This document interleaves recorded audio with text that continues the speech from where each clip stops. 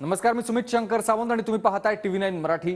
या बातमीपत्रात बऱ्याच महत्त्वाच्या बातम्या आपल्याला बघायच्या आहेत। सुरुवातीची एक महत्त्वाची बातमी आहे, लोकसभेसाठी 2 जागा आणि विधानसभेला 15 जागा लढवण्याची आमची तयारी आहे। प्रहारचे आमदार बच्चू कडू यांनी हा दावा केलाय। लोकसभेला अमरावती आणि अकोल्याची जागा मागू शकतो असं बच्चू कडू म्हणाले।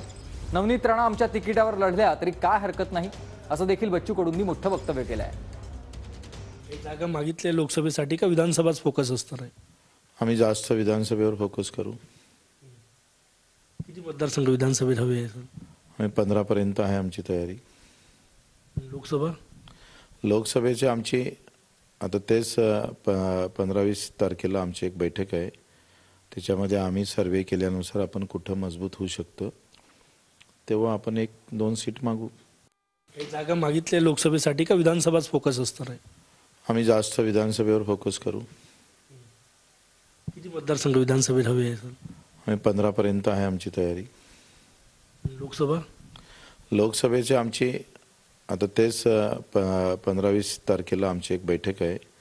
त्याच्यामध्ये आम्ही सर्वे केल्यानुसार आपण कुठं मजबूत होऊ शकतो तेव्हा आपण 1-2 सीट मागू।